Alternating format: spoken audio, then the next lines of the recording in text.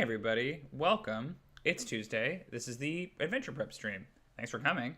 How's everybody doing on this fine Tuesday?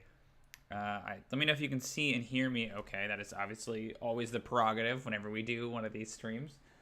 Yeah, I'm having a pretty good Tuesday so far. I've been more productive than I was yesterday. I kind of had a mental health day yesterday, let's call it that. But today I've been up, I've been doing some stuff. Yeah, and today we are going to work on... Here, let me close some programs, actually, to make sure that everything is all peachy keen. Okay, cool.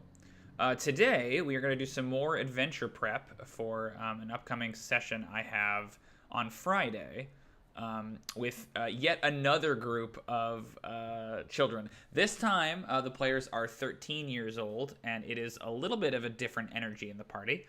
And I was smart in the way that I set up this campaign. It's about once a month, so that way we can. I can do a little bit less work than I normally have. So we are going to talk about Waterdeep Dragon Heist today. Before we do that, I'm going to get a little bit of water to make sure that my throat stays nice and lubricated during this chat. So that way I don't start to sound too hoarse. So I will be right back. I'm going to throw y'all on the waiting screen while I am gone. So just one moment. You might want to turn it down because sometimes I've heard that the volume on this part gets a little bit too loud. So I'm going to switch it over and I'll be back in like 30 seconds to a minute.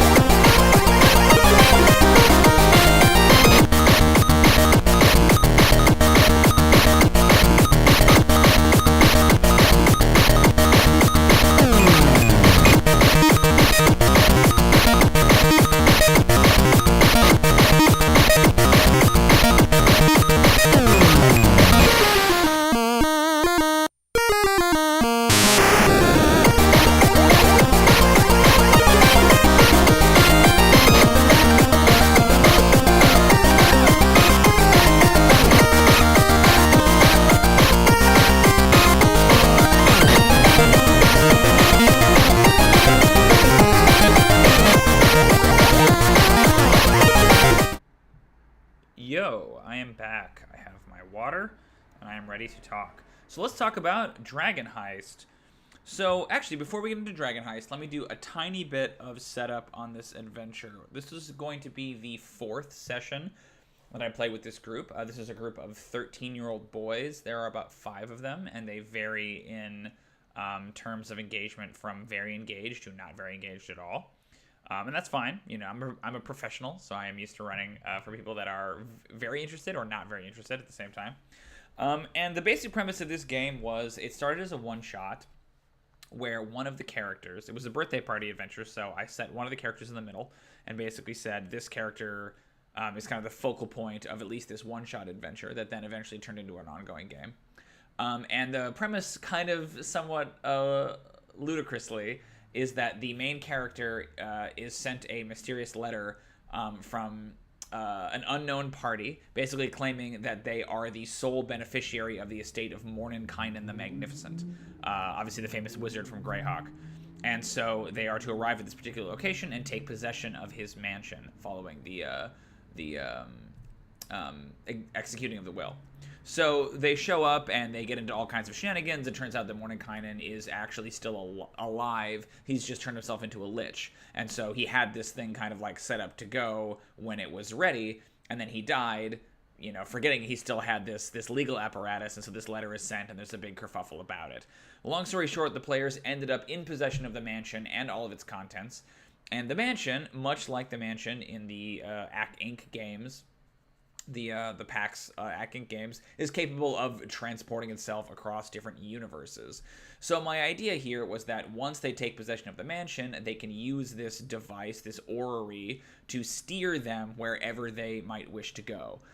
Whether that be to the Underdark or to the frigid wilds of Icewind Dale. My thought was that I would basically slot up the WotC adventure paths that I have access to and allow them to choose which one of these different realms they get taken to.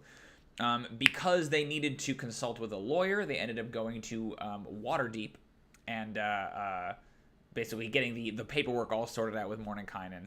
And now they are in possession of the mansion. They are in Waterdeep, and I have basically decided to plop them precisely where Troll Skull Manor would be. Right, so we've replaced Troll Skull Manor with Mordenkainen's magnificent mansion. And the party is about, hopefully, to get themselves embroiled in the plot of Waterdeep Dragon Heist. Which is exciting to me on one level because Dragon Heist is the kind of game I've wanted to run for a really long time ever since it got announced. I love urban games. I'm currently running an urban game with another party, this time of adults in Eberron. And I've always been kind of curious to sink my teeth into this particular adventure. So this sort of proved to be my perfect chance. The caveat here, there's a couple of caveats, but one caveat is that the players could leave Waterdeep at any time. Their mansion, as I said, is capable of teleporting across dimensions and realms and realities, so they could very easily just nope out of there at any point they want. But I'm basically okay with that. If they decide to go to any of the other locations, Barovia, Chult, Icewind Dale, Avernus, I have access to those adventures as well. I'm not too worried about, what to do in that context. But they are currently in Waterdeep, and they have a couple of small goals they'd like to accomplish in Waterdeep. So we might address some of those today. But the main thing I wanted to focus on was the second caveat, and that is that these are 13-year-old boys for the most part. And they are somewhat distractible. They are not particularly driven, let's say that, especially since we play somewhat infrequently, only once a month. It's easy for them to forget what's going on or what they're up to. And so I was worried that the plot of Dragon Heist would be a little bit too complicated, a little bit too political for them to basically digest. So what I wanted to do is I wanted to come up with and brainstorm some ways to simplify and streamline the adventure. Imagine this is like Waterdeep Dragon Heist Jr., if anybody is a community theater dweeb and knows that sometimes big Broadway shows get adapted for children to perform, Fiddler on the Roof Jr., things like that, Phantom Jr., that kind of a thing. Think of this as Waterdeep Dragon Heist Jr., right? This is the stripped down essentials version. I'm not super worried about content in terms of the story being too violent or sexual. There's obviously a few cases where I might want to tone down some of the violence. But for the most part, they're 13. They're old enough to understand death and things like that. We're not going to focus on anything like that, but I'm not too worried about whitewashing it in the way that I would be with like 10-year-olds, for example. So I have some basic preliminary thoughts here on how you might go about this, and I've written them here in this document. I took a perusal of the adventure again, because it's been a while since I'd read it, just to kind of familiarize myself with some of the components. And right off the bat, you start with this whole story of Daggold Neverember, the open lord of Waterdeep. And I just feel like the notion of this human mayor who's more interested in another city that's not Waterdeep is just...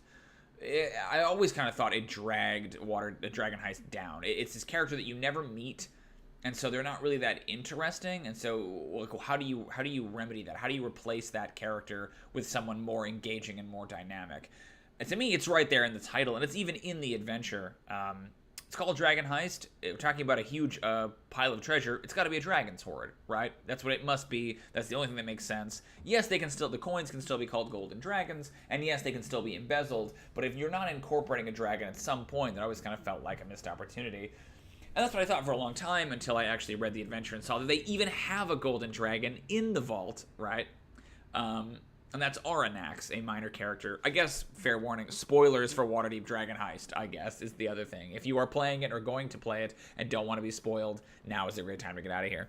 But yes, in the adventure, there is a golden dragon named Aranax who is just, like, doing a favor for the Open Lord, like, and guarding the hoard, guarding the vault of 500,000 golden dragons, and that seems silly and needless. So I think what I'm going to do, the simplest thing is to say that the previous Open Lord of Waterdeep was a dragon. Now, I know that the actual lore says that there is the antipathy spell on the city of Waterdeep, meaning you can't have any dragons within a certain distance, and that Oranax has a special dispensation. I'm scrapping that. Anything that isn't immediately useful to me or the players is going out the window. I don't care about FR lore. I don't care about, continuity so much. I mainly care about keeping them entertained and allowing them to engage with the plot without getting kind of lost in the plot, if that makes sense.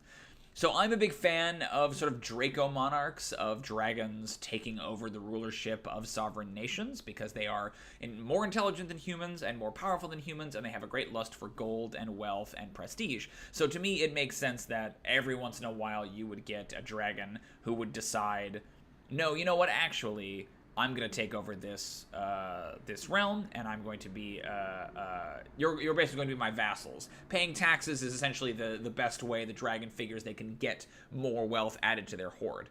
So that's kind of what we're playing with here, right, is the notion that the leader of Waterdeep isn't a human, it's a dragon.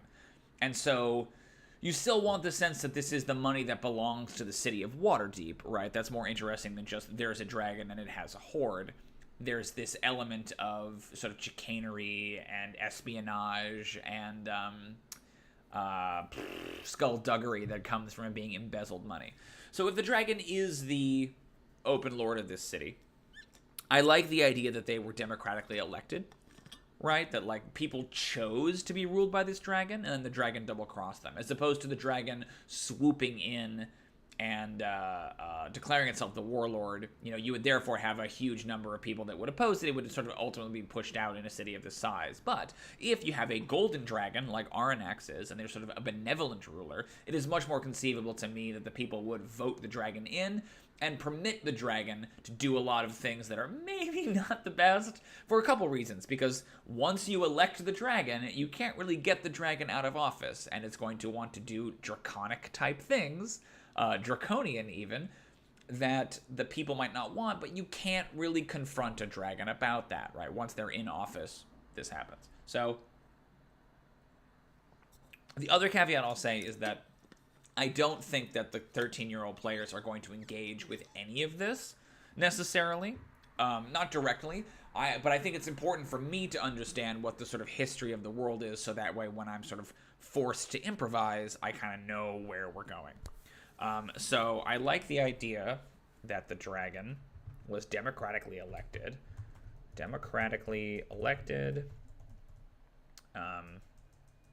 Hey, what's up, David? Is that how you spell democratically? Democratically. There you go. Elected, once benevolent, ultimately greedy. So let's not spend too much time here. I'm realizing this now, that like what's more important is trying to figure out the actual prep for this upcoming session. But let's assume that this dragon was democratically elected, was sort of once benevolent, has ultimately turned greedy. They reigned for a certain length of time. And then the sort of, I like the idea that their kind of cardinal sin was this embezzlement, Cardinal sin was embezzlement. Wrapped in scandal, stealing taxes for the dragon's hoard. So ultimately, over the course of the hoard, over the course of their reign,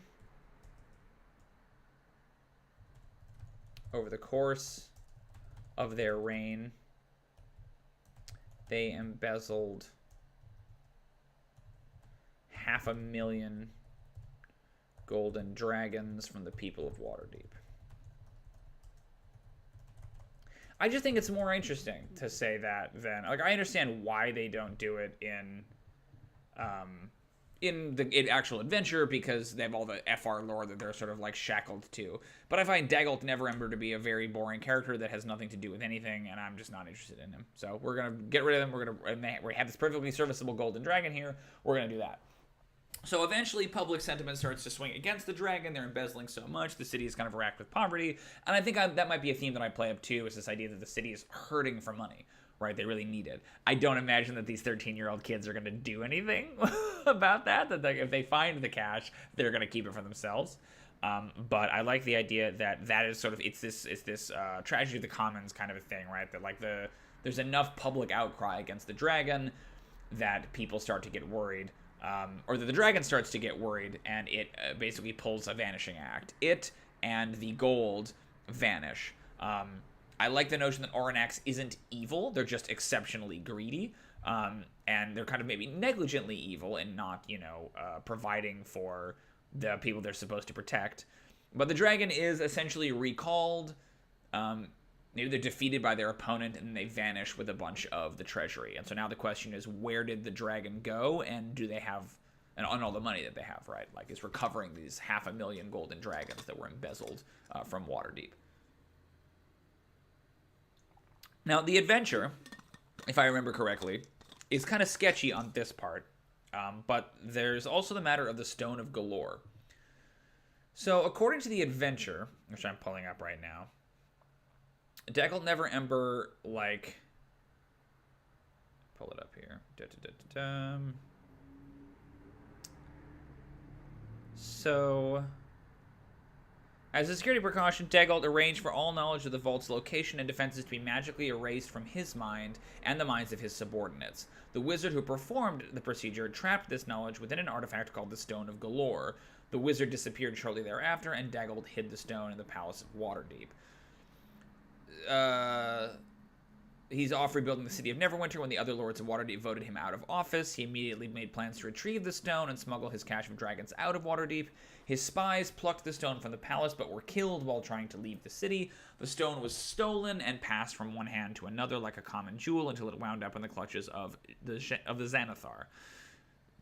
The Stone of Galore is actually an aboleth transformed by magic. In this innate state, the aboleth can read the mind of any creature that attunes to the stone, as well as modify that creature's memory. A creature attuned to the stone can also extract information from the aboleth, including lore about Neverember's vault. Built long ago by dwarves, the vault is warded against all forms of magical detection and intrusion. Its current protector is an adult gold dragon named Oranax, who is also the current wielder and guardian of the dragon staff of Agarion. I don't really care about that, which has the power to prevent other dragons from entering the city. I don't care. In exchange, Oranax promised to guard the gold until such time as Neverember or his appointed vassals removed it. So that's basically your A plot, right? There's a B plot about a war between the Zentarum and the Xanathar that I don't really give a crap about, so we're not going to bother with that. But we need to basically streamline this idea here. The thought that I had is that rather than saying that the dwarves built this place, right, that it was once the home of an aboleth, and that Galore was the aboleth that lived in this lair where now the vault is secured. So perhaps it's the dragon who imprisoned the aboleth in the stone, unwilling or unable to exactly kill it. The question is sort of like, why? Like, for what reason? This is one thing they don't really talk about in the adventure. Is like, there's all these weird steps where, like, this wizard makes it and then disappears. You know, who is that and why did they do this and why did they disappear? Did Neverember kill them? It's just not made clear at any point. So, ooh, this is interesting. So I took these notes a couple weeks ago and I was thinking about it and I wanted to kind of come back to them. So, yeah, the Dragon's Lair was once the home of an aboleth named Galore, now trapped in the form of a stone by some meddlesome adventurers, and one who knows the way into the vault.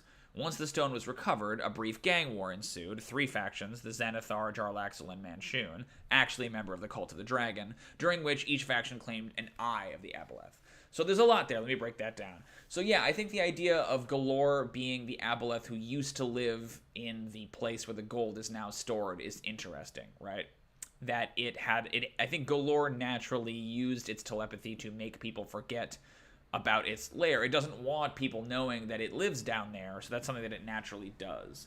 I think perhaps, what if Galore turned itself into a stone when the dragon basically invaded, right? As opposed to it trying to present a threat to Oranax, it polymorphed itself, or its servants polymorphed it into this stone, because they make a point in the adventure that you can, by using dispel magic or something like that, you can turn the stone back into an aboleth, right? That like it's almost something that Galore is okay with. Galore doesn't seem to imply in the text. It doesn't seem to imply that Galore is upset about being a stone.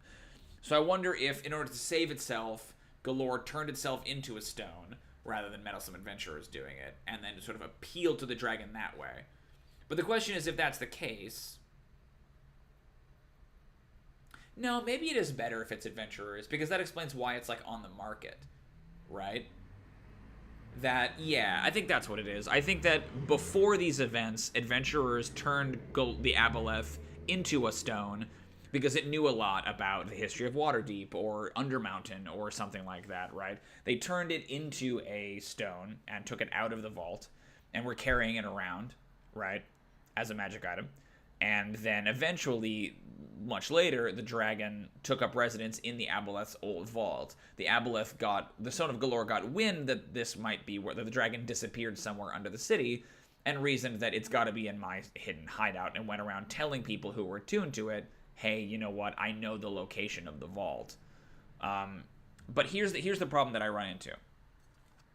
So, the way it works in the adventure, I think this is kind of weird, and it's something I kind of don't like about the way that it's done, is that in order to get it, the vault has like a very weird way that you access it. Let me see if I can pull it up. The Vault of Dragons. You need these weird ingredients. Encounter chains. Scroll all the way to the bottom. Sorry, 1 second. Yeah, I'm looking at the D&D Beyond version of the adventure. And the encounter chains are interesting. We might talk about those in a little bit. What I'm trying to do today is find a way, again, not only to simplify it, but to kind of get my inciting incident. I know where I want to start the adventure, but I want to make sure that I am ready to do that this Friday. Areas of the vault, vault door. Isn't there like a weird thing about the things you have to collect? Yeah, here it is. So the vault keys is what they're called. So a character attuned to the Stone of Galore can learn the location of the Vault of Dragons and what 3 keys are needed to open its doors. The artifact also reveals that an adult gold dragon named Aranax guards the vault. Sure, the 3 keys needed to open the vault are chosen by you or determined randomly by rolling on the vault keys table.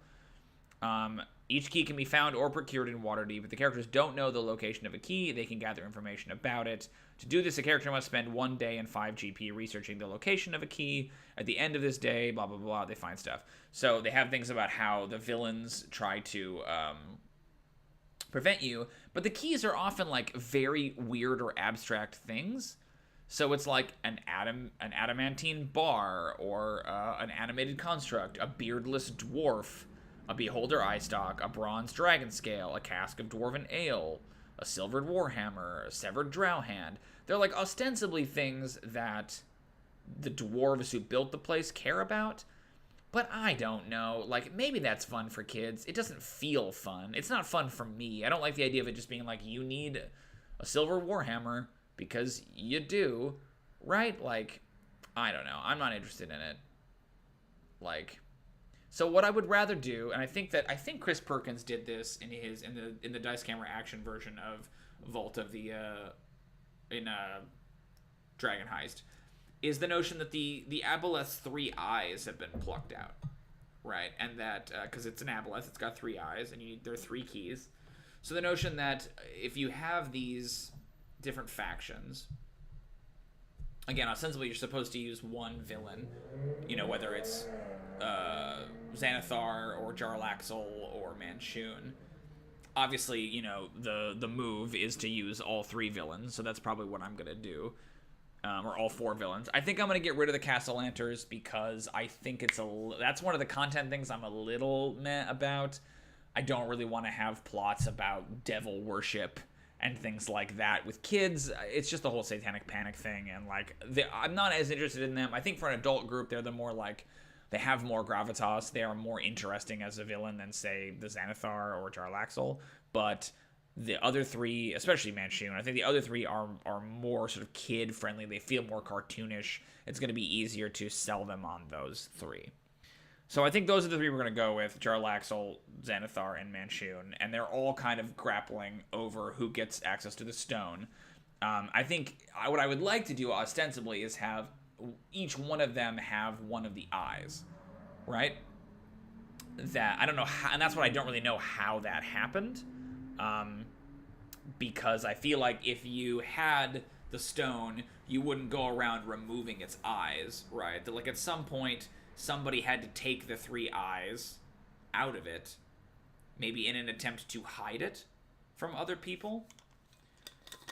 So what if we say this? What if we say that one of the factions, the Zents, right, aren't Zents, and it's something I allude to in the document here, aren't Zents, but instead are cultists of the dragon? What if they are people who supported Aranax and don't want the gold to be stolen? So maybe they're the ones who, like, found out about the stone and got the hold of it and took the eyes out and separated them and scattered them throughout the city. Yeah, that's interesting. So, now Travis knows the way into the vault. So, the Cult of the Dragon were the first to learn of this. Got their hands on the stone, pried loose the 3 eyes, and scattered them across the city. Unfortunately, the other 2 factions, the Xanathar and Jarlaxle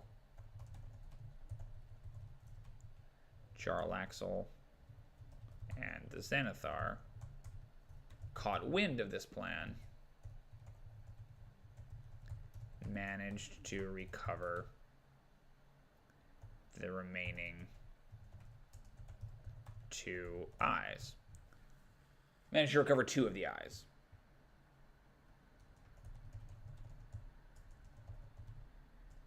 One apiece.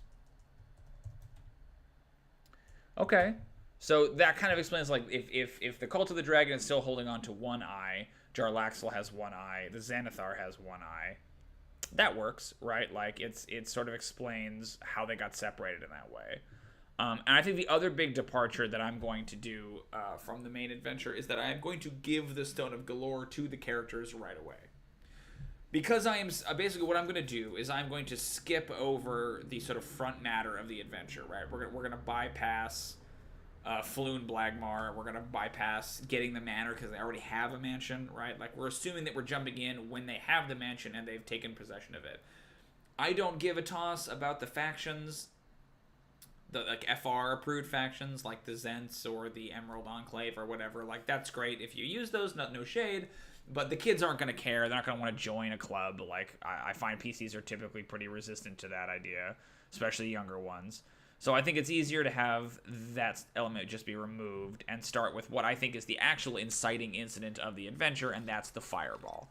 So Chapter 3 in Waterdeep Dragon Heist begins with this explosion down the street from the mansion that they've inherited. And there's this whole crime scene that they have to go and investigate. And again, it feels like a Bond movie opening, right? Like, it's a very nice, like, simple... And it's a way to involve everybody, even if they're kind of separated or disparate, right? That there's this massive, catastrophic explosion, and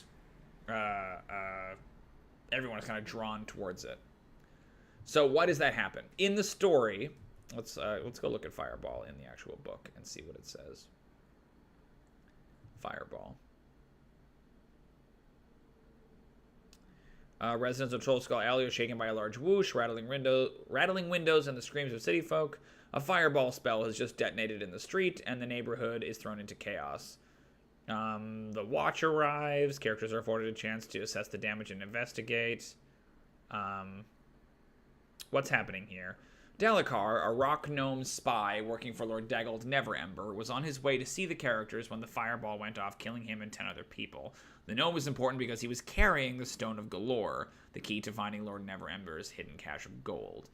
Hounded by agents of the Zentarum, the Xanathar Guild, and Brigand Daerith, Dalekar was unable to escape from Waterdeep with the artifact, and so he planned to entrust it to the characters briefly, for surely the folk who rescued Lord Neverember's son could keep it safe where he could not. So I actually think that what works about that is that I think if this is Mordenkainen's mansion, I think whoever this Dalekar character, is delivering the stone, thinks they're delivering the stone to Mordenkainen. Right? They've heard that Mordenkainen's in the city, that this magical mansion appeared in Trollskull Alley. That's where they have to go. right? So I actually think that works out pretty cleanly. That Delakar is en route to the characters when that happens, when that goes down. Yeah, we had that there. Delkar, I guess. I took these notes a while ago. So it wouldn't be inside Xanathar's operation. It would be inside then, while all 3 eyes are gone. A spy. A rock gnome inside the Cult of the Dragon named Delkar. I kind of like Delkar better, simpler. Stole the stone and ran to Mordenkainen, hoping he could recover the fortune for Waterdeep. So what's interesting is that, like, if Delkar goes to Mordenkainen, then if Delkar goes to Mordenkainen, then Delkar can't be working for Mordenkainen. Like, I guess maybe he is, but Mordenkainen has no plans to, like, come to Waterdeep, right? I like the idea that Delkar was working for Laurel Silverhand, right? For the Open Lord of Waterdeep, the current one, the one who replaced the dragon. But why would they bring the stone to Mordenkainen instead of to Laurel, right? Because if Mordenkainen has the stone, then wouldn't he be able to get the gold?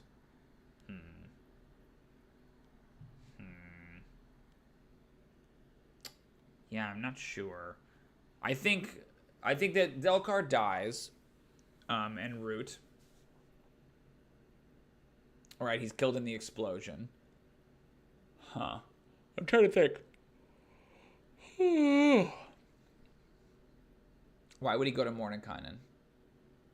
I mean, maybe he's just being chased and he thinks he's made and he can't go to Laurel. I mean, and he's also dead. So how much the players actually are going to learn or care about this is pretty negligible, right? Delkar works for Laurel Silverhand, the Open Lord of Waterdeep. He was running to Mordenkainen because he was pursued by members of the cult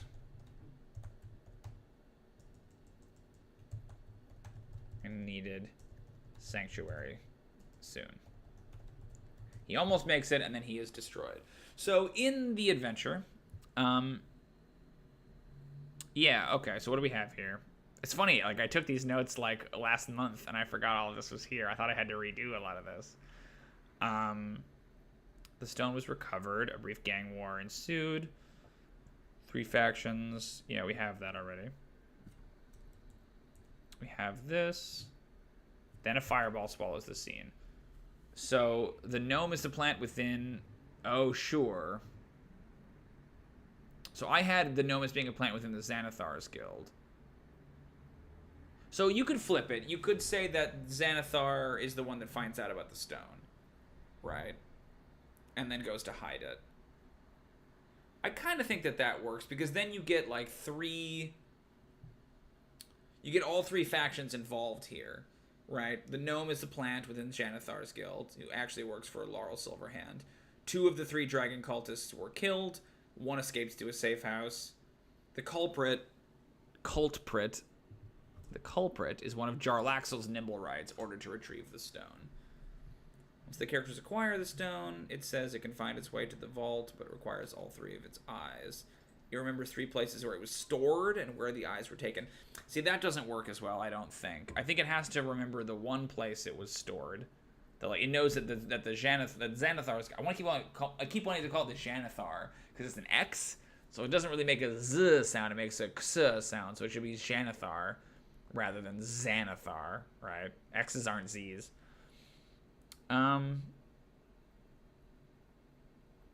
Yeah, so let's change this. Let's say that... Hey, Matthias, how you doing? Let's say that the Xanathar was the first to learn of the stone. The Xanathar was the first to learn of the stone. And it kind of makes sense if the Xanathar is in the sewers, and we assume that the Dragon's Vault is in the sewers, right? That Xanathar might have a better idea of Skullport and all that kind of stuff, right? Was the first to learn of the stone, of this. Got their hands on the stone, pried loose the three eyes. But I guess the problem there, though, is that it is the cult of the dragon who wants to... Yeah, let's just flip it. Let's go back to the way it was. The cult of the dragon was the first to learn of this. Got their hands on the stone, pried loose the three eyes. So they're trying to keep people from finding it, right? So we say the gnome is a plant within the cult of the dragon. Actually works for Laurel Silverhand. Two of the three, like, they're being pursued by Xanathar's men. Ooh. So, yeah, the Xanathar's goons in this, they're goblins, like bugbears, have intellect devourers in them, if I remember correctly.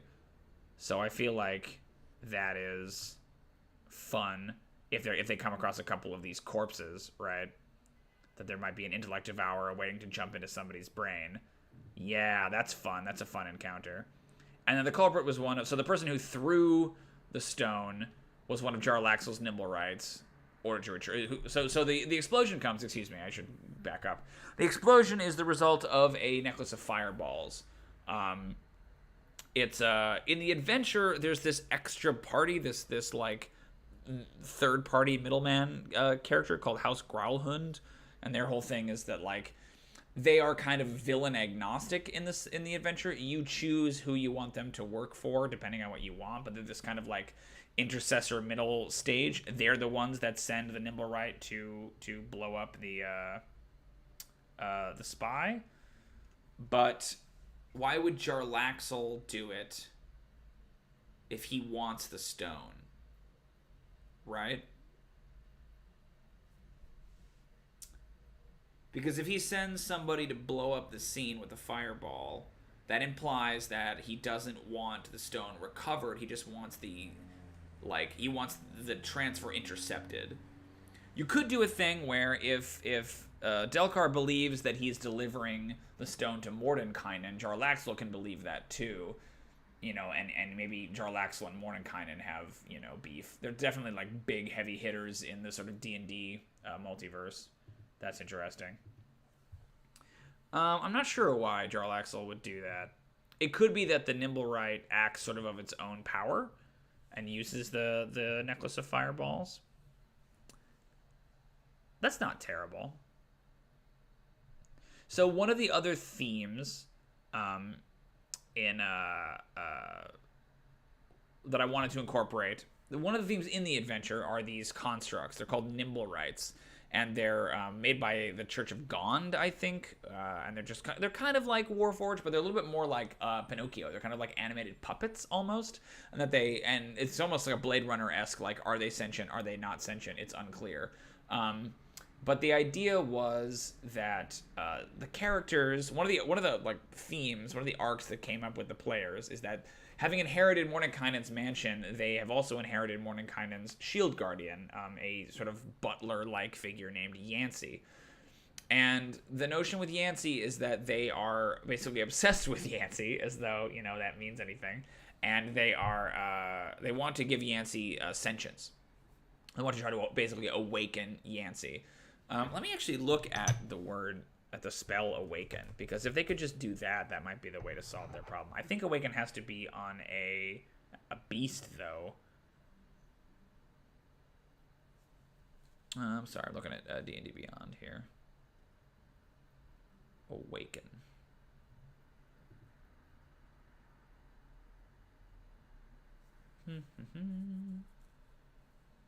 Yeah, beast or plant. So it doesn't work on a construct. You can't use Awaken on a construct. But they are really interested in this Shield Guardian. So I think there might be a way to tie in the kind of themes of Artifice and Gond and the Nimblewrights into their quest to awaken their Shield Guardian, right? There might be some ritual that the Gondish priests know how to do that can awaken an inanimate object, right? Or even a construct, give it intelligence. So that's kind of interesting. Yeah. I like the idea, because Jarlaxle has a lot of magic items too, so I like the idea that this Nimblewright was on orders from Jarlaxle to retrieve the stone. He had to use the Nimblewright because it was daytime and the drow couldn't go out without being seen, and so the Nimblewright stole the item and went off after it. And that Jarlaxle is upset with it. So maybe that's why the Nimblewright is still at large, because it didn't follow the orders properly. It's interesting. The Nimblewright is still at large.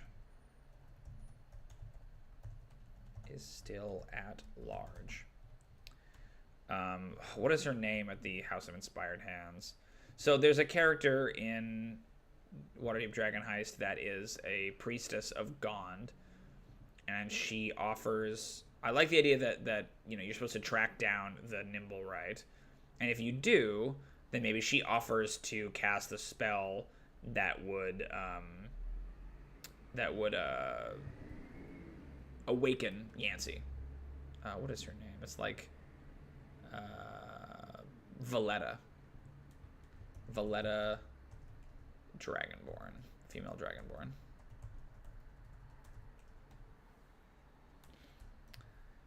Meaning Valletta.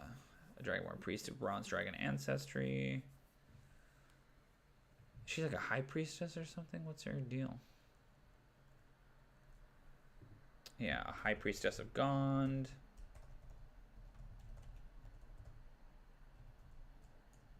Offers a reward. A spell to awaken Yancey. If they can recover the Nimblewright.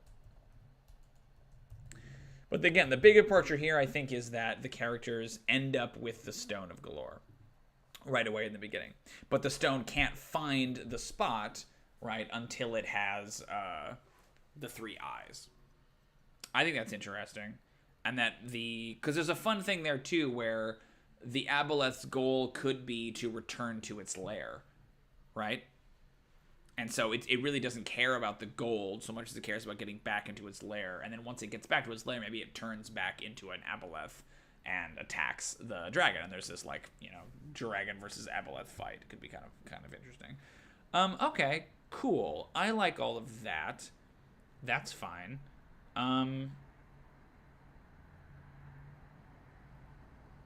Yeah. So let's figure out where we go from there. So what's interesting is this idea that if the Aboleth had its eyes plucked out, if the stone had its eyes plucked out, right, then the stone doesn't know where the eyes are. It knows that the cult of the dragon did it. It might know, like, where it was held when the procedure was done. So it could probably give them, like, coordinates to that place, right? Like, it knows the name of the safe house or wherever. Let's talk about the villains for just a second. Yeah, so who do we have? We have, like, who are the factions involved here? So the Xanathar, right? We have Jarlaxle.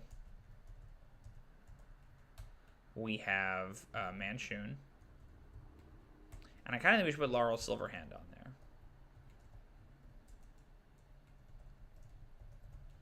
So what does the Xanathar want with the gold? I mean, he's a gangster, right? Obviously. Trying to figure out what he wants.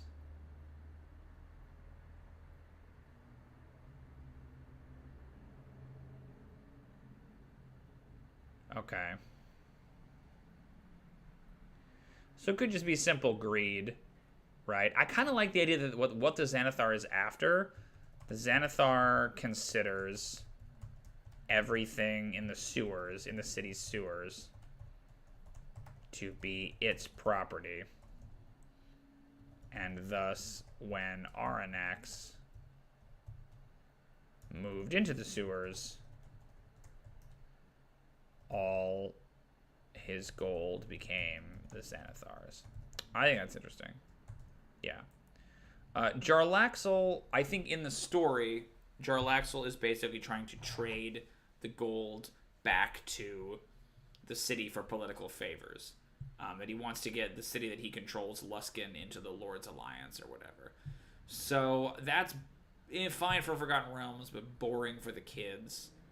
I kind of think the idea... You gotta have at least one person who just wants the money for the money's sake, right? Yeah, and I think Jarlaxle's motive is pure greed. Jarlaxle's motive is pure greed. He simply wants the money more than anyone else. Manshoon, now the leader of the Cult of the Dragon. And again, I think in terms of who Manshoon is for the purposes of this adventure, you know, doesn't really matter so much. Because, you know, he's got this long history. I think him being a spooky villain who lives in an extra-dimensional space is fine. Because, yeah, a clone of the wizard Manshoon, one of the founders of the Zentarum, is hiding in Waterdeep. He wants to rule the city by claiming the cache of dragons and by using that wealth to bribe the masked lords into making him the new open lord.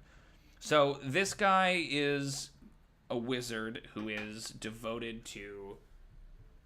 I think that they're basically, like, devoted to Aranax. That maybe Manshoon was Aranax's, like, right hand. And they are trying to keep the dragon in power. Right? That they were aghast. Manshoon once served... And, like, when I say Cult of the Dragon, I don't even necessarily think it's, like, a cult of Tiamat. I think it's a cult specifically to Aranax, right? Aranax as their right hand. Now, with the dragon in hiding, they operate on their behalf. Or he operates on their behalf. He still operates on their behalf. So what's interesting about Manshoon is that Manshoon is trying to keep the information out of everyone else's hands. Manshoon doesn't want the gold. Manshoon wants to protect the dragon's possession of the gold, right? I think that's interesting.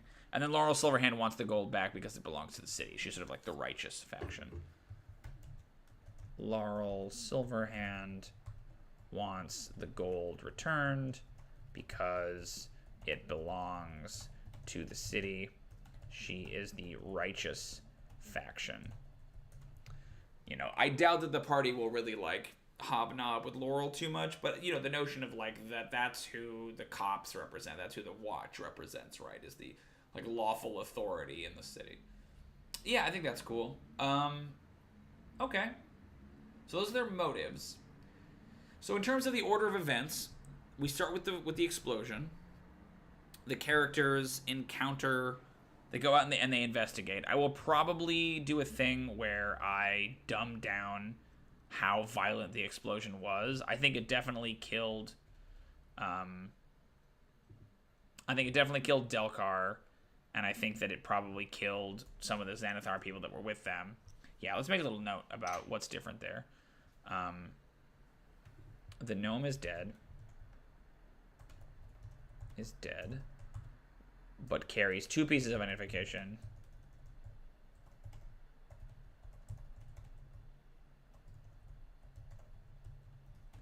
A charred mask from the Cult of the Dragon. And a coded message written to him by Laurel Silverhand. That's cool. While the bugbears are dead, the intellect devourers in their skulls are not, and strike out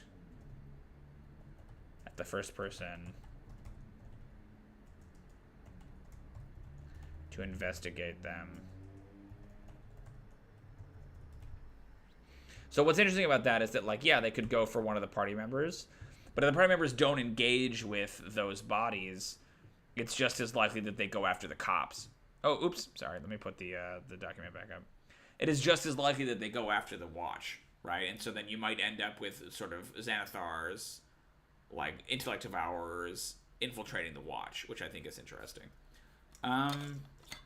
That's cool. I think otherwise that nobody is dead. Basically, the Bugbears are dead and Delcar is dead. I think anyone else who's there is alive, but either wounded or unconscious. I just think like a mass pile of bodies in the mid as the first thing that happens in the adventure is a little bit grim, right? Cool. So they also get their hands on the stone, assuming that they move quickly, assuming that they run out there to see what's happened, and they do an investigation. If they don't do that, then I think that the Intellect Devourer gets their hands on another NPC, whether it's a neighbor or the Watch, and then they grab the stone, which means the Xanathar has the stone and one of the two eyes, but they need to find the other two eyes. Even if one of the factions gets their hands on the stone in this scene, it still means that they have to acquire the other two eyes. Nobody has more than one eye at this juncture. But let's assume that the party gets their hands on the stone, right? The party acquires the stone, and then they attune to it, and the stone tells them, "Hey, there's all this money missing. I know where it is, but I can't find it without my eyes. Like, I'm blind without them. I can't lead you there unless I can see. This was the place where my eyes were taken." Right? So then it knows a location it can send them. So I think that's where we go into the encounter chains that are listed here in the adventure. So if you're not familiar, the encounter chains are kind of an interesting series of, kind of interesting chapter where the premise is that they have prepared a number of locations that are basically interchangeable. There are 10 of them: the alley, the mist shore, the street chase, the mausoleum, the rooftop chase, the theater, the old tower, the courthouse, the cellar complex, and the converted windmill. And then depending on which villain you've chosen, they've strung those together into about 4 encounters that lead into each other. And the alley in winter might be very different than the alley in spring, for example. So it's a kind of a wealth of locations, but a lot of them are either kind of weird distractions or, sort of based on other Forgotten Realms nonsense that isn't particularly useful to us. So what I would like to do is I would like to pick through these and find the best.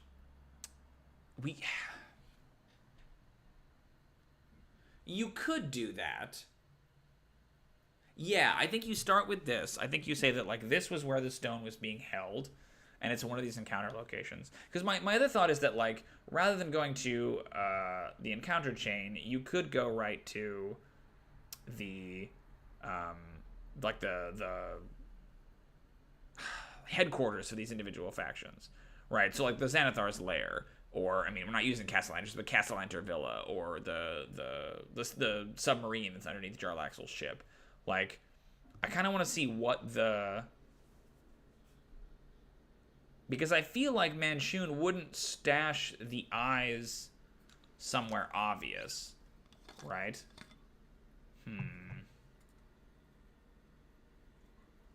It would be in their, like, inner sanctum. But I'm not a big fan of the idea of them having to, like, assault Manshoon's, like, inner sanctum, only to then learn that, like, actually only one of the eyes is here. Yeah, if the other two factions made off with the eyes, then the Stone of Galore would have had to have been kept somewhere more accessible, right? That, like, the eyes were spread out across the city. So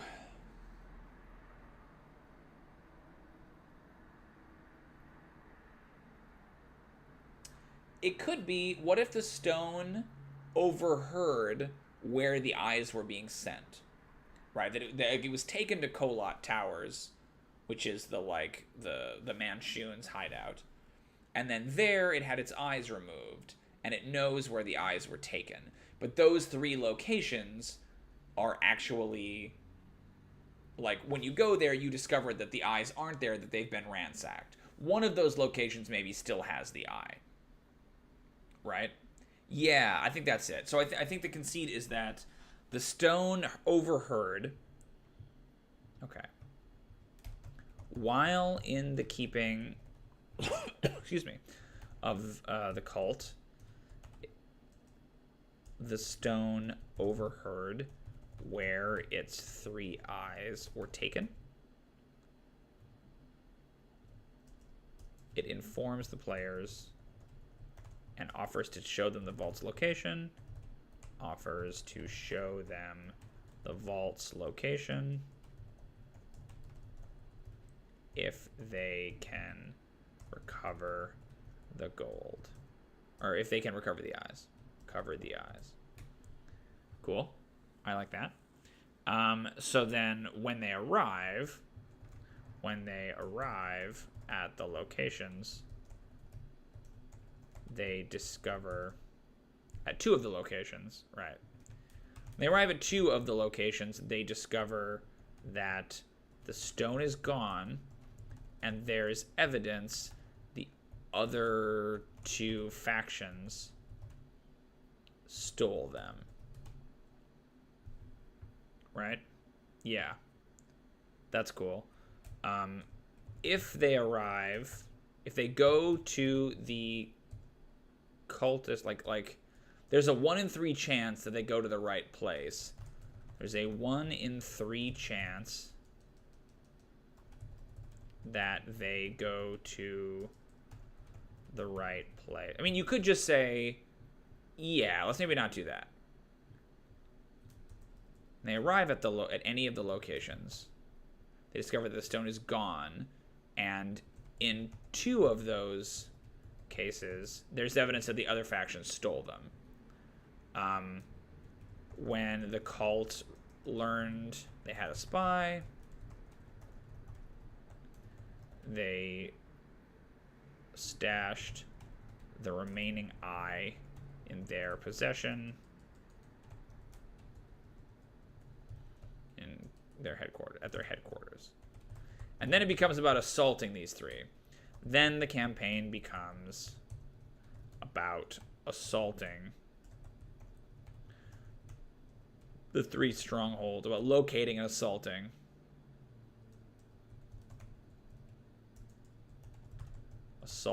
the 3 strongholds of the 3 villains. Okay, yeah, I think that makes sense. So I don't know if it's like even immediately clear right away who stole them. Right? When they get there, they're just not in those spots, but it's obvious that they were stolen. So whatever those 3 locations are that the Aboleth gives them, they have to be places that it makes sense to stash something. So, let's see. Let's go back to the encounter chains. Let's see if we can find ones that feel like safe houses more than others.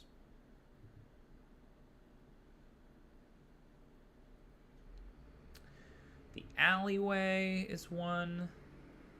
The mausoleum feels like one. Yeah. So one of them is the mausoleum. Right?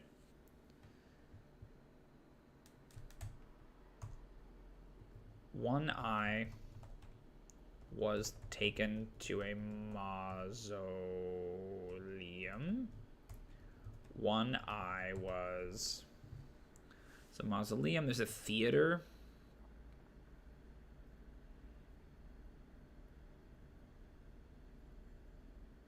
Theater is interesting. I like the theater. Old Tower feels a little generic. Courthouse is cool. But I think the courthouse, I want to save that. I don't think it would be stashed at a courthouse. Converted windmill is interesting. It's just like in the city. That feels weird. This crumbling 2-story stone building was... Yeah, so let's do... One eye was taken to a theater.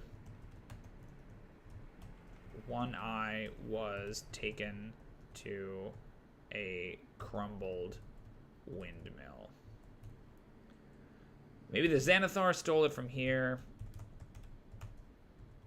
Stole this eye. Because I like the idea the mausoleum maybe connects to the sewer, that they blasted through a wall or something. Xanathar stole this one. I think Jarlaxle stole this one. and the cult recovered this one. Okay. So they go to these places, they have these encounters there, or there's evidence there, right? And then I like the idea of them having to follow that evidence a little bit before it leads them to, the bad guy. So you can kind of do an encounter chain thing. I think 3 encounters is plenty. So if it's like mausoleum, other place, I think that works. And then that whatever that last place is kind of immediately ties you into the Xanathar's lair or whatever. So it's like mausoleum to somewhere else. So cellar complex kind of makes sense from mausoleum. Yeah, like you go through the sewers. Let me see what the Xanathar's lair is, because it's just in the sewers, right? I don't actually know off the top of my head. Facing Xanathar's lair. An ancient dungeon complex originally built by Netherese wizards and expanded by beholders over time. It connects to the subterranean town of Skullport, which I'm probably going to scrap, by way of a long tunnel. A secret staircase gives access to water-deep sewers. Getting to the lair. Very few members of Xanathar's Guild have access to the Beholder's secret lair. If the characters want to go there, the following factions know where it is and can help them. So Brigand Daearth knows. The Harpers know. Lords Alliance. Everybody knows. But it's just a sewer complex. So it kind of feels like what you might need to do actually for that one is pull them out of the mausoleum. Like I wonder about like a street chase for that one.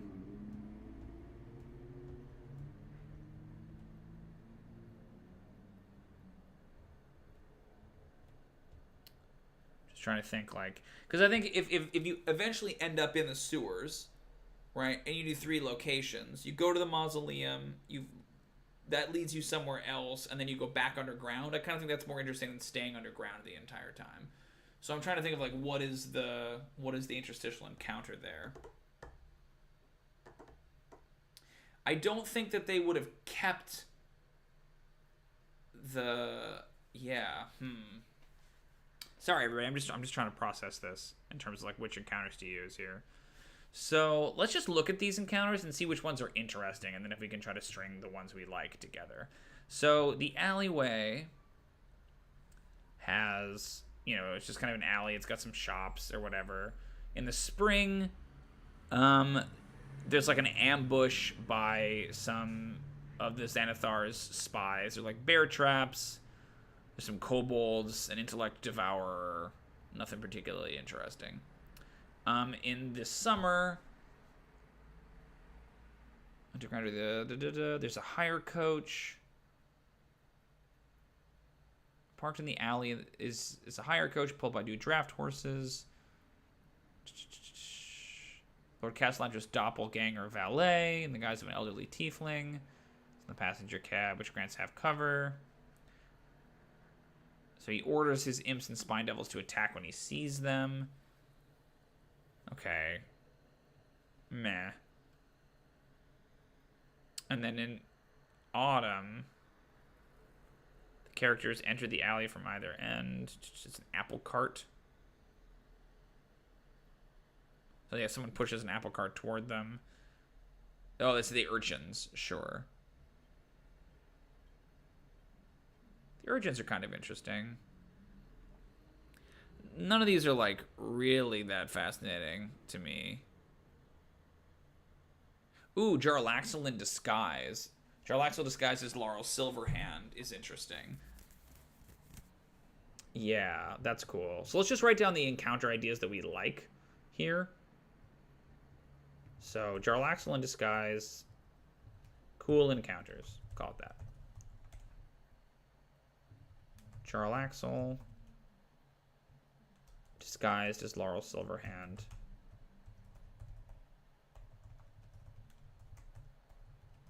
Silverhand. That's in alley, and it's summer or autumn. I think he's autumn. Yeah, autumn. That's the one I like the most there. Okay.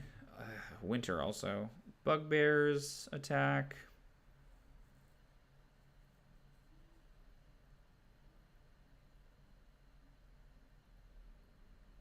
Zent Safe House. Yeah, I don't know. Not particularly interesting. Okay. Let's look at the Street Chase. There are 3 versions of it. In spring, they chase a Kenku who's in cahoots with the Xanathar Guild. Okay, sure. The characters are pursuing Lord Castellange's doppelgang valet, Willifort. As he flees in a hired coach. That's kind of interesting. He's in a coach chase. And then they resume the pursuit of the elusive spy, Vivette Blackwater. She leads on a merry chase through snowy streets. I kind of like the coach. Yeah, street chase. Chasing a hired coach. That's street chase. Which one is that? Summer, I think? Yeah. Oh, we missed Mist Shore. This is like the docks. Arkansas Folly, Grinda. Oh, that's cool. There's a wizard here who has a apparatus of Koalish. I like that. So Wizard's Lab with Laboratory with Submarine, because it feels like it plays really well into the Scarlet Marpenoth, right? That is Mist Shore. That's in the spring? That's a bummer, because it feels like you should use it in autumn with Jarlaxle. That's weird. Oh,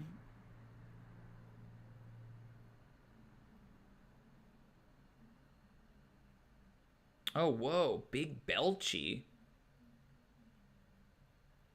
I mean, mechanical dragon turtle, dubbed Big Belchy, sank in Deepwater Harbor almost a century ago. Lantanese gnomes working for Jarlaxle have managed to repair the construct. 2 rounds after the characters corner these two drow, Big Belchy surfaces next to the dock on initiative count 5, close enough that the drow can leap onto its barnacle-encrusted back on their next turns. I kind of like that better, Big Belchy. I might make a note of both, right? We don't have to use one or the other. Yeah. Interesting. Big Belchy's hard to argue with. Mechanical dragon turtle. It's a little weird, though. I might keep the apparatus. Okay, Mausoleum. Let's see. Oh, y'all can't see that. Let me scroll down my document a little bit so it's easier for y'all to see. There we go. That's better. Mausoleum has, in the spring, there's like a crypt clue. So like a mystery is interesting. Yeah. Crypt clue. Following clues. Xanathar Guild ambush. Castle Lantern stuff. Cultists, meh. Mausoleum Winter. The Guardian Treant is interesting. Okay.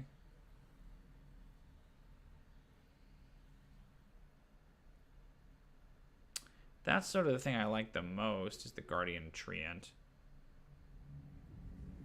Yeah, let's make a note about that. Guardian Treant. Mausoleum. In which season? That's in winter. It's kind of cool. It's like a dead tree. Okay. Rooftop chase. In the summer, they're trying to catch up with 3 spined devils that keep low above the rooftop, so it's not to be seen by Waterdeep's Griffin Cavalry. Meh. The characters are chasing 2 drow gunslingers across windy rooftops in the dock ward. Stick together as they run. Nothing but move on their turns. Stone of Galore. Is that name of it? Blackwater has snatched the Stone of Galore and is fleeing as fast as she can. She was a vicious pirate before she joined the Centarum. Dash action. So it's just kind of a chase regardless. There's not like a particularly exciting thing there. The theater, let's see. In the spring,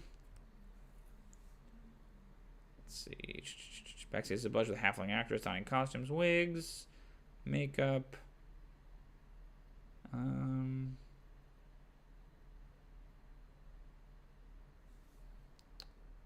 Theater owner, path to the vault, wishes the fairy dragon. That's cute.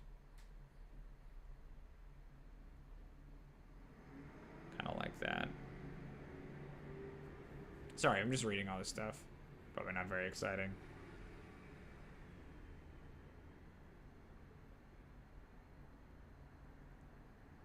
Let's see.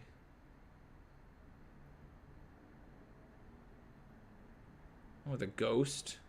Interesting.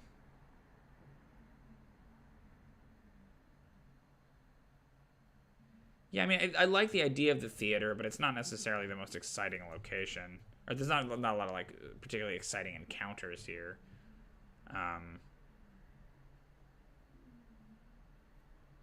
Yeah, wishes, the fairy dragon. That's theater. When? Spring, I think? Yeah, spring. Okay. It's a lot of, like, NPCs mainly that I'm writing down. Old Tower. Da, da, da, da, da. Street urchins, Kenku, gazers, very Xanathar. Let's see, in the summertime. Ismail Rosnar, a young noblewoman. Oh yeah, the Black Viper.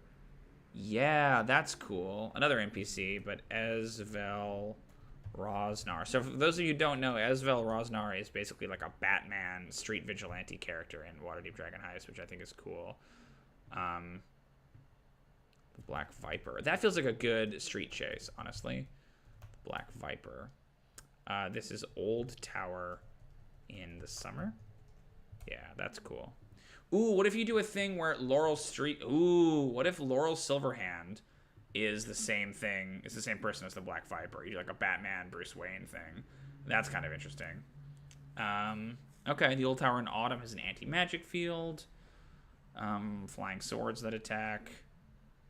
Yeah, I don't really care about that. And then in winter, the House of Tyranny. Let's see. Bay Knights, Under Scaffolding, Simulacrum. Okay. Yeah, Manchun Simulacrum arrives. Let's see. But that's, I don't know, not that interesting. The courthouse, I'll put it down. I mean, his Simulacrum is an interesting idea. Manchun's Simulacrum.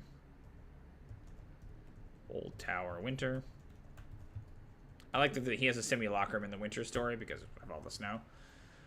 The courthouse. Let's see. Courthouse summer. Yeah, under arrest. So, like, if they go to the courthouse, I like it's because someone has called the cops on them, right? Getting arrested. Courthouse. Getting arrested. Courthouse. Spring. That feels like you'd attach that to Manchun, that like maybe the dragon still has some connections in the watch. That's cool. Is that summer though? Yeah, I guess they have that as summer rather than spring. But not that really matters. It just makes it easier for me to find. Getting arrested. Courthouse autumn. Yeah, they're looking for this guy. He's in the custody of the city watch at the courthouse. It's kind of interesting. Like, they need to talk to someone. Like, important witness arrested, right? So it's kind of the opposite. Important witness arrested. But I feel like I would rather do getting arrested, so I'm not gonna write that one down. That's fine. Cellar complex is underground stuff. Let's see, what are the encounter ideas here? So this necromancer that keeps showing up that I'm not interested in. Who cares?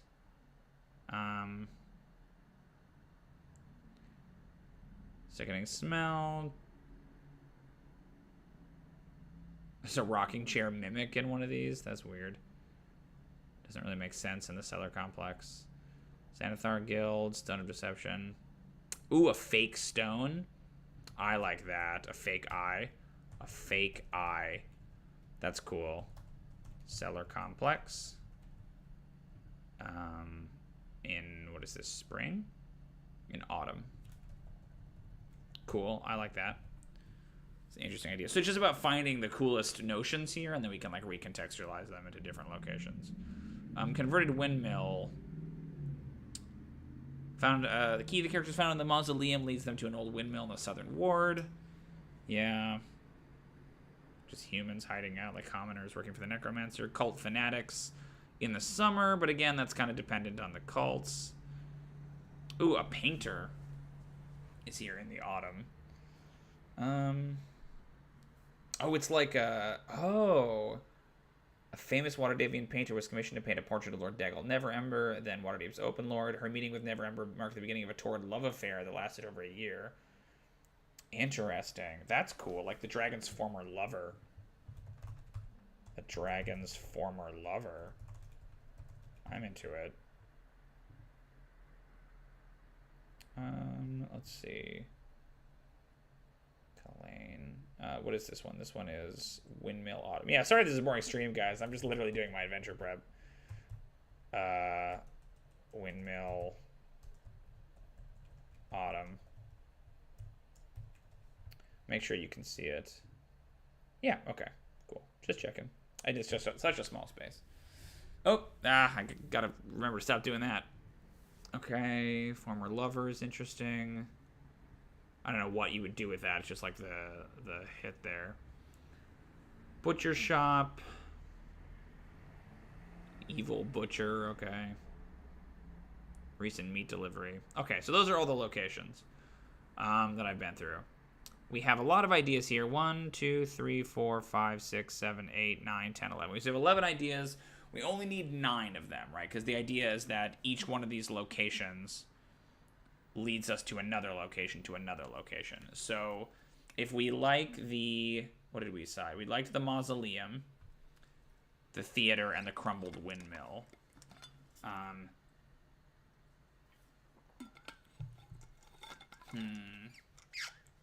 So the Cult of the Dragon takes the eyes and they separate them across the city to keep them, because they don't want to get rid of the stone, because they might still need the stone potentially to get they need the stone to find their way back. Yeah, that like even they don't know where it is unless they have the stone.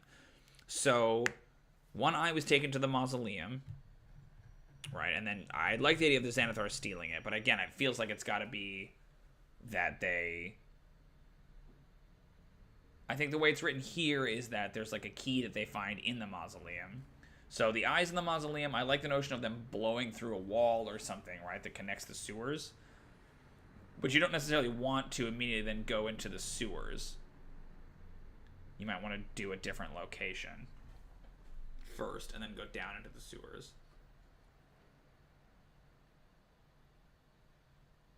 It could be that like they chase them through the sewers, or they go through the sewer complex. Yeah, let's do that. So let's do mausoleum. Mausoleum to cellar complex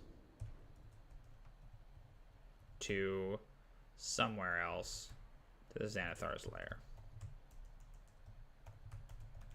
So they kind of briefly resurface to do something that leads them back down again. Okay, so this one is theater.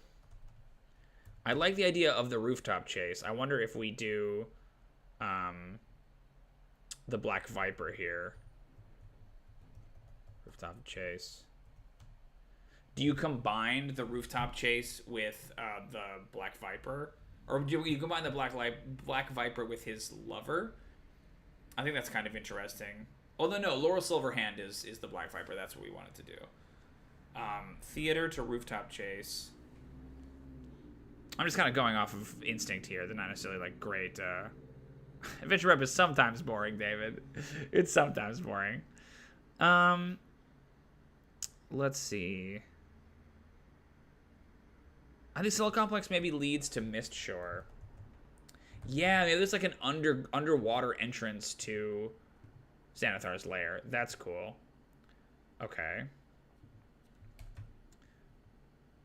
So the cult recovered this one, but basically the problem with this last one is that if the cult recovered it, then there needs to be like a trail of breadcrumbs back to their lair, right?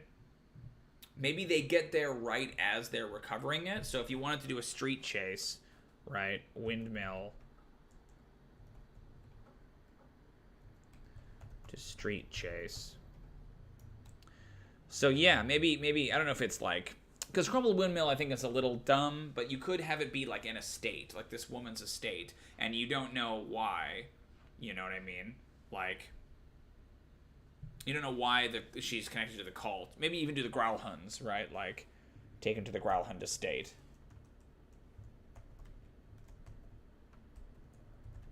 They trust her because she had an affair with a dragon, right? So, estate to street chase to some other location that they try to, like, hide. I like the fake eye. That feels very, Jarlaxle, right? Like, that feels like he would have duplicates and disguises and things like that.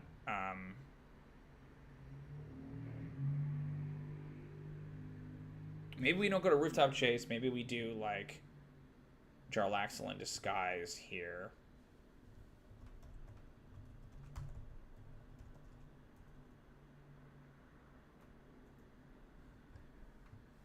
I want to get the last of these wrapped up, and then I think we might call it. So I like that, yeah, Street Chase is the chasing the hired coach. Wizard's Lab, yeah, Mechanical. Dragon Turtle I think we can scratch.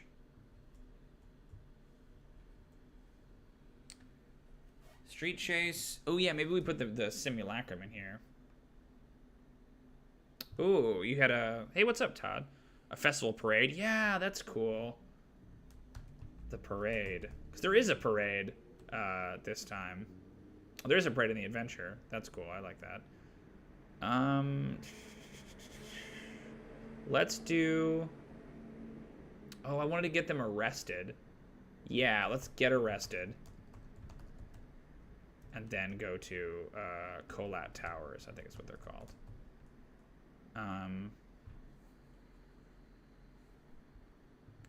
So suspects using the hub of the crowd to hide themselves as they came out of the crime scene. Yeah, that's cool. I like that. That's a very Bond. I think there's a Bond movie that does that. It's like a later one. Oh no, I think Spectre did it too. But there's an older Bond movie that I think takes place during Carnival, and yeah, it's like Roger Moore or whoever is chasing them through the parade. That's cool. So I got to figure out this middle one here. So I think the Growlhund estate is that they go to the Growlhund estate and they, you know, sneak in or do whatever they do looking for the eye. They learn the history of, you know, Lady Growlhund and Aranax. But as they do, you know, they see the carriage peeling out with the eye in it. They give chase to that. They call the watch. The watch descends on them, and they find out somehow during their imprisonment that Colat Towers is where they've taken the eye. That's that one. The mausoleum, they go to the mausoleum. They see the wall's been blown through. They follow that tunnel into the cellar complex. They fight some of Xanathar's dudes. They emerge in the dock district, and they go through. They have to like employ this wizard or steal her submarine to get access to Xanathar's lair through the underwater section.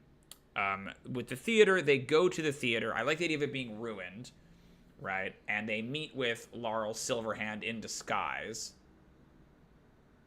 They meet with Jarlaxle, and I like the idea of putting them. If the Black Viper is Laurel Silverhand, and they meet Laurel Silverhand in disguise here, I like the idea of them going to the theater, meeting Laurel Silverhand, who's actually Jarlaxle, but the Black Viper shows up and attacks or does whatever. Right, that they see the two of them in the same place, so they don't necessarily put that together. I think that's kind of cool. Black Viper escapes with a rooftop chase. Yeah, she has the eye. Like, oh no, she got it. Go chase her. They chase her down, they get it, and it's the fake eye. Fake eye. And they realize that it's actually Scarlet Marpanoth. Yeah, I don't know how they would get from there to there. But I think that's basically it. That's kind of neat. I like that. Okay, I think that is what I'm gonna do. I mean, it's not a lot of immediate prep for me, but that gives me, like, this is the structure of it, right? I know how to, I think it's called the Sea Maidens Fair, actually. The Sea Maidens Fair. But that gives me the structure of it. They see the explosion outside their house, they go investigate it. When they get there, they learn a couple of things, and they recover the Stone of Galore. The Stone of Galore tells them, hey, I can lead you to the vault, but my 3 eyes were stolen. I was here, or I overheard when they took the eyes out where they were going to send them. These 3 places: the name of this mausoleum, the name of this theater, and then the Growlhunds. When they go to the mausoleum, they discover the wall's been blown out. They follow that. It leads them into Xanathar's lair, and then from there they can recover the eye. The same thing with the theater. When they go to the theater, they meet Jarlaxle in disguise as Laurel Silverhand. The Black Viper attacks him. There's a fight. The Black Viper makes off with the eye, which is a fake eye. And when they meet up with her, they learn, okay, we've both been had, sort of a thing. And then when they go to the estate, they learn the history of Growlhund and Aranax. The person flees out with a carriage.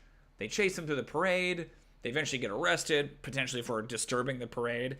And then while they're in jail, they learn that Kolot Towers, maybe they're visited by Manchun Simulacrum or something. They learn that Kolot Towers is where they're keeping the eye. I think that's cool. And then from there, once they get the 3 eyes, they have to go assault those individual places. Once they get the 3 eyes, then they can try to go to the vault. But what's interesting is that by doing this, they will have provoked the wrath of these 3 factions. So all they have to do is be tailed to the vault, and they'll have to somehow try to move all this gold without getting caught themselves. Cool. Yeah, I think that's basically it. It's complicated, but I think it's actually somewhat less complicated than the adventure as written, which I think is pretty wild, considering how complicated this already is. Great. Well, thanks for coming, everybody. It's obviously a shorter session. Our adventure prep streams are only usually about 90 minutes. Thanks for tuning in. We will probably be back. Ooh, you know what?